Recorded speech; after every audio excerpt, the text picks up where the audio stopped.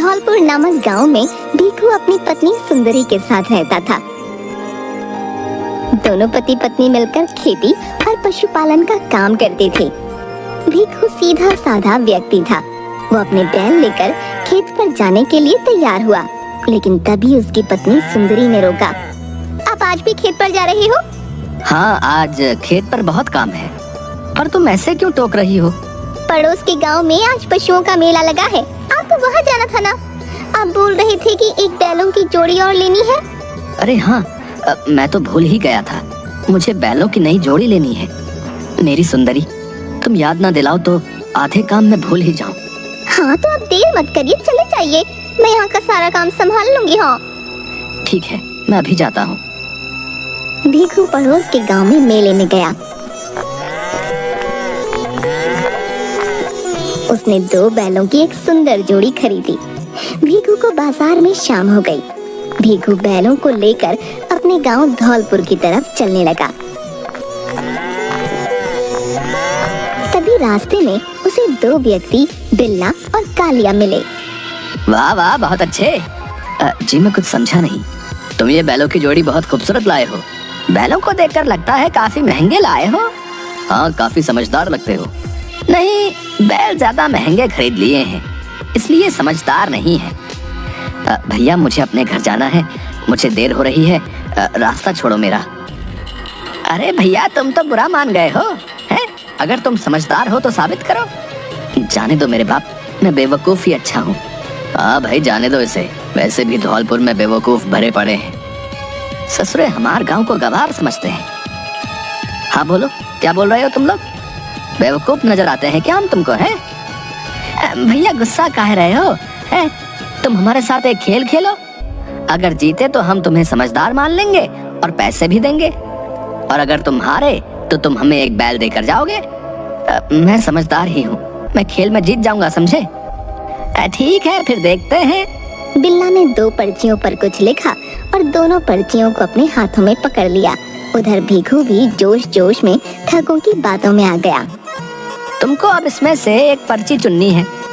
एक में हम दोनों की हार लिखी हुई है और दूसरी में तुम्हारी हार लिखी है, ठीक है? थोड़ा सा मुश्किल है, लेकिन भाग्य पर विश्वास कर सकता हूँ। जय नगलू बाबा की, सही पर्ची पर हाथ जाए। भीखू ने एक पर्ची चुनी और जब उसे खोला तो उसके होश उड़ गए, क्योंकि उस पर लिखा था, मैं अपना एक बैल हार गया। आई, क्या हुई गवा? मैं तो गया काम से। पढ़ो पढ़ो, पर्ची में क्या निकला है? जी मैं हार गया। अच्छा, इसका मतलब अब एक बैल हमारा हुआ। जी लेकिन बिल्ला ने दूसरी पर्ची भी वहीं फेंक दी और कालिया के साथ एक बैल को लेकर चला गया। भीखू ने दोनों पर्चियां लेकर अपनी जेब में रख लीं और उदास मन से एक बैल को लेकर घर की तरफ बढ़ने लगा। थोड़ा सा आगे चलकर भीखू को 2 व्यक्ति गोपी और जग्गू मिले। अरे क्या बात है, बहुत शांत और उदास जा रहे हो। हम तुम्हारी कोई मदद कर सकते हैं क्या? भीखू ने उन दोनों को अपने साथ हुई ठगी के बारे में बताया। हमारे पास इसका इलाज है, सिर्फ बाबा ही इनकी मदद कर सकते हैं, लेकिन एक मुश्किल है। क्या? बताओ भाई, मेरी मदद करो। हमारे गांव में एक सिद्ध बाबा है जो तुम्हारा बैल वापस ला सकते हैं, लेकिन वो सिर्फ अपने गांव के लोगों की ही मदद करते हैं। क्या सच में? हाँ, उनके पास जादुई शक्तियां हैं। तुम्हारे एक बैल को देखकर दूसरा बैल लाकर दे देंगे। तुम भले आदमी लगते हो, मेरी मदद करो। मेरा बैल ले जाओ और दूसरा बैल ले आओ भाई। तुम भी भले आदमी लगते हो, हम तुम्हारी मदद करने को तैयार हैं। तुम यही रुकना, हम तुमसे यहीं मिलेंगे, ठीक है भाई? भीखू ने अपना बैल दे दिया, जिसके बाद गोपी और जग्गू बैल लेकर चले गए और सुबह तक भी नहीं आए। बिल्ला, कालिया, गोपी और जग्गू चारों ठग सगे भाई थे। भीखू ने बहुत इंतजार किया और फिर वो सुबह अपने घर चला गया। उसे अकेले आया देखकर उसकी पत्नी सुंदरी ने पूछा, क्या हुआ, आप खाली हाथ आए हैं? हाँ, वो मैं क्या हुआ, आप क्या छुपा रहे हैं? वो मैं बैल लाया था, लेकिन भीखू ने सुंदरी को सारी बात बताई।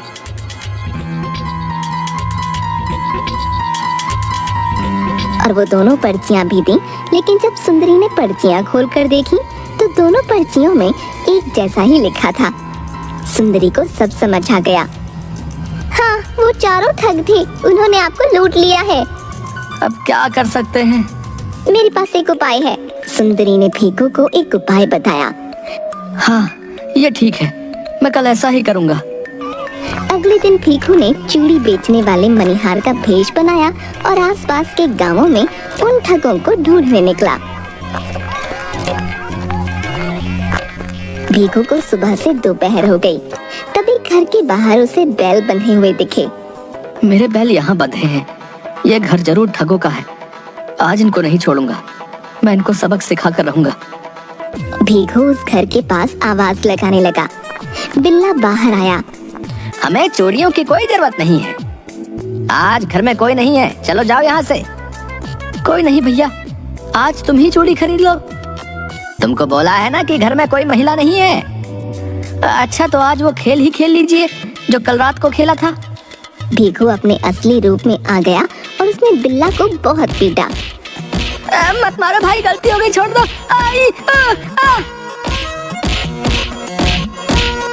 बिल्ला अपनी टांगों से चल नहीं पा रहा था।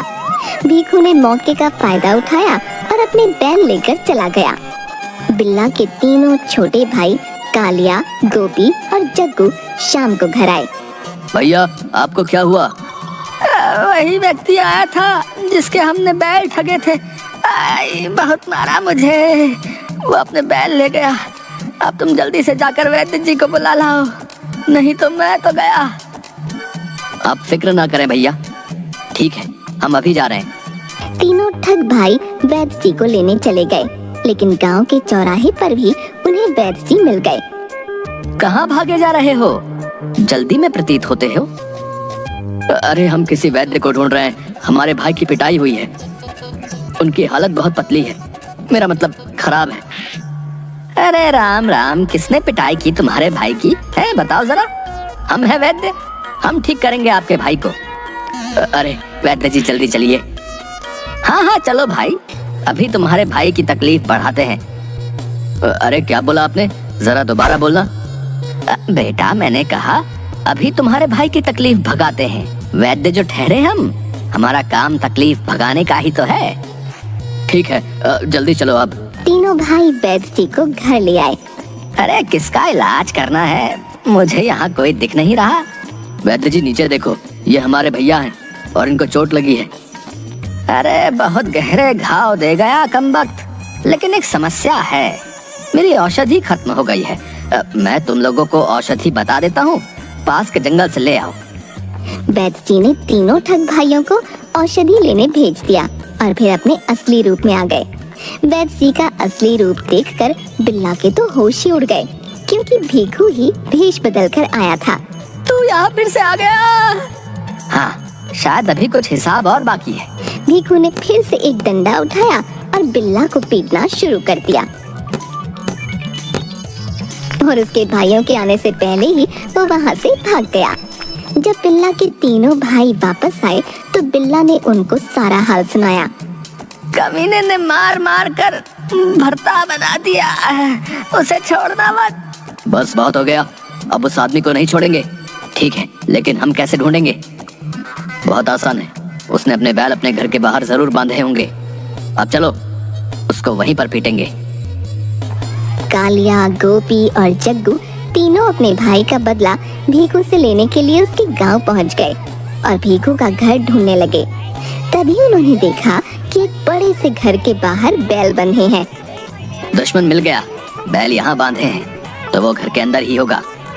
ध्यान रहे, उसको बहुत पीटना है, उसको याद रहे कि किससे पंगा लिया था। तीनों भाई अंदर गए, लेकिन वो एक पुलिस वाले का घर था। पुलिस वाले ने तीनों को बहुत मारा। तीनों वहाँ से जान बचाकर भागे। पुलिस वाले के घर के बाहर भीखू खड़ा था। मुझे पता था कि तुम मुझे ढूंढते हुए आओगे, इसलिए मैंने अपने बैल पुलिस वाले के घर के सामने बांध दिए थे। हमें माफ कर दीजिए, हम आज के बाद किसी को नहीं ठगेंगे। तुम तो सच में अक्लमंद हो, हमने तो सोचा था तुम्हें अच्छा बुद्धू बनाया, लेकिन तुमने हमें अच्छा सबक सिखाया है। मेहनत से काम करो, इससे तुम्हारे साथ साथ दूसरे लोगों की जिंदगी भी आसान हो जाएगी। और अगर किसी को ठगोगे तो मुझ जैसा कोई कम मिल जाए क्या पता। चलो जी, अब हम चलते हैं। राम राम। भीखू अपनी बैल लेकर चला गया और ठगों को पुलिस वालों ने पकड़ लिया और कुछ महीनों की कड़ी सजा के लिए कारागार में डाल दिया।